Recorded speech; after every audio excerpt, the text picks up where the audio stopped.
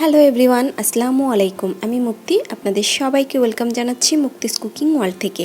আজ আমি আপনাদেরকে তৈরি করে দেখাবো ডিম দিয়ে একেবারে ভিন্নধর্মী একটা খাবার। এটার নাম হচ্ছে এগ মাঞ্চুরিয়ান। তো চলুন দেখে নেওয়া যাক কিভাবে এই মজাদার খাবারটি তৈরি করতে হয়।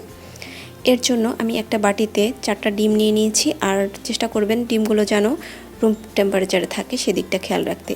এর মধ্যে আমি দিয়ে দিব 1 চা চামচ পরিমাণ গোলমরিচের গুঁড়ো আর স্বাদ মতো লবণ। প্রথমেই আমি লবণটা দিয়ে দিচ্ছি, আর এর মধ্যে দিয়ে দিচ্ছি 1 চা চামচ পরিমাণ গোলমরিচের গুঁড়ো।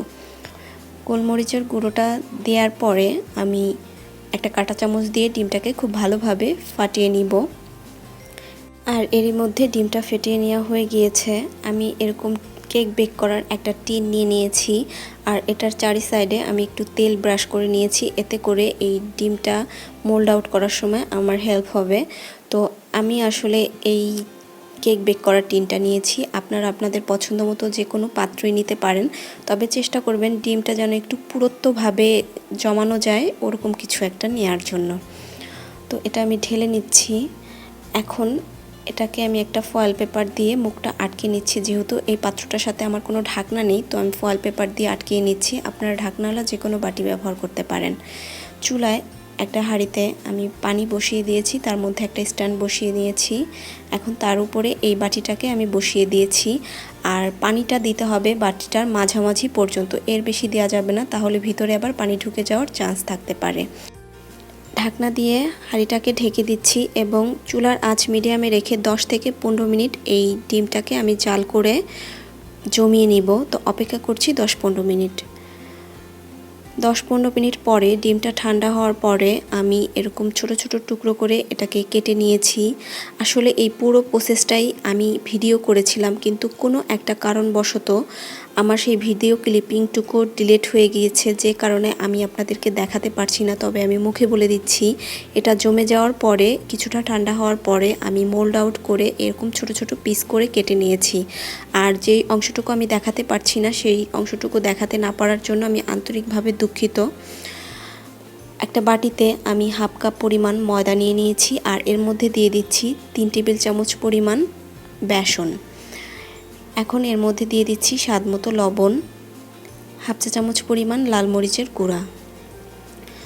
সব কিছুকে হাত দিয়ে একটু মিশিয়ে নিচ্ছি এবং অল্প অল্প করে পানি দিয়ে একটা পাতলা ব্যাটার তৈরি করে নিব। আমার ব্যাটারটা তৈরি হয়ে গিয়েছে। চুলায় একটা হাঁড়িতে আমি তেল গরম করতে দিয়েছি এবং তেলটাকে খুব ভালোভাবে হাই হিটে আমি গরম করে নিব। তেলটা গরম হওয়ার পরে এই ব্যাটারের মধ্যে আগে থেকে টুকরো করে কেটে রাখা ডিমের অংশ এভাবে চুবিয়ে তারপরে তেলের মধ্যে সরাসরি দিয়ে দিতে হবে। আর এই ব্যাটারটা খেয়াল রাখবেন, খুব বেশি পাতলাও হবে না, আবার ঘনও হবে না। তো একটা সাইড লালচে করে আমি ভেজে নিব। একটা সাইড যখন লালচে রং আসবে তখন এগুলোকে এভাবে উল্টে দিতে হবে। উল্টে দেওয়ার পরে অপোজিট সাইডটাও ভাজা হওয়ার জন্য অপেক্ষা করতে হবে। দুটো সাইড যখন ভাজা হয়ে যাবে তখন এগুলোকে তুলে নিতে হবে। তুলে নিয়ে একইভাবে বাকিগুলোও ভেজে নিতে হবে। চুলায় একটা হাঁড়িতে আমি 2 টেবিল চামচ পরিমাণ তেল দিয়ে দিয়েছি। এর মধ্যে আমি কিছু কাজু বাদাম দিয়ে দিচ্ছি। কাজু বাদামগুলো দেওয়ার পরে একটু লালচে করে ভেজে নিতে হবে, তবে খেয়াল রাখবেন যেন পুড়ে না যায়। এরকম হালকা কালার আসার পরে এগুলোকে তুলে নিতে হবে। ওই তেলের মধ্যে এখন আমি দিয়ে দিচ্ছি 1 টেবিল চামচ পরিমাণ আদা কুচি, আর দিয়ে দিচ্ছি 1 টেবিল চামচ পরিমাণ রসুন কুচি। আদা কুচি আর রসুন কুচিটাকে 30 থেকে 40 সেকেন্ড একটু হালকা ভেজে নিব। তারপরে এর মধ্যে আমি দিয়ে দিব প্রায় 1 কাপ পরিমাণ পেঁয়াজ কুচি, আর পেঁয়াজটাকে আমি এরকম কিউব করে ছোট ছোট কিউব করে কেটে নিয়েছি। আপনারা সাইজটা দেখতে পাচ্ছেন। তো পেঁয়াজটাকেও আমি একটু হালকা ভেজে নিব। তো সব কিছুক্ষণ ভেজে নেওয়ার পরে এর মধ্যে দিয়ে দিচ্ছি একটা বড় সাইজের ক্যাপসিকামের অর্ধেকটা পরিমাণ, আর ক্যাপসিকামটাকেও আমি কিউব করে কেটে নিয়েছি। ক্যাপসিকামটা দেওয়ার পরেও 30-40 সেকেন্ড একটু হালকা ভেজে নিব।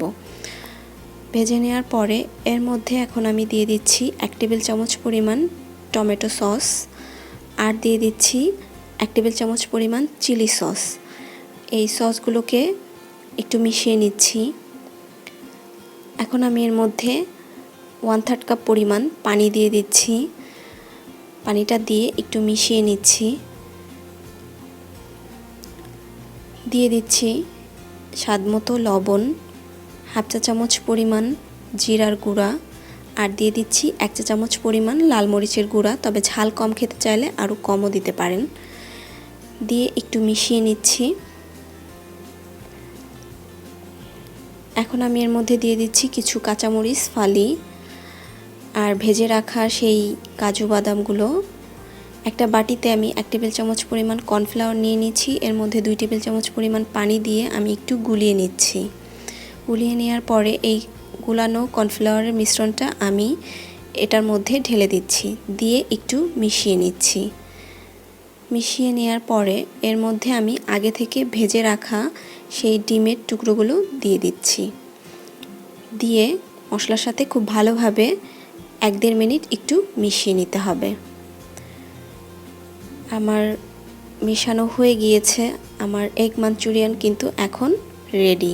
আপনারা দেখতে পাচ্ছেন আর কি অদ্ভুত সুন্দর একটা কালার এসেছে। এখন পরিবেশন পাত্রে তুলে নেওয়ার পালা। হয়ে গেল আমার অসম্ভব মজাদার এবং কালারফুল একটা খাবার এগ মাঞ্চুরিয়ান। এটা ঘরে অবশ্যই ট্রাই করবেন। বাসার ছোট থেকে বুড়ো সবাই অনেক পছন্দ করবে। আশা করি আপনাদের কাছে রেসিপিটা ভালো লেগেছে এবং সহজ মনে হয়েছে। ভালো লাগলে লাইক কমেন্ট শেয়ার করতে ভুলবেন না। আর যাবার আগে আপনাদের কাছে একটাই অনুরোধ রইল, আমার চ্যানেলটি প্লিজ সাবস্ক্রাইব করবেন। আজকের মতো এখানেই বিদায় নিচ্ছি। সবাই অনেক অনেক ভালো থাকবেন। আল্লাহ হাফেজ।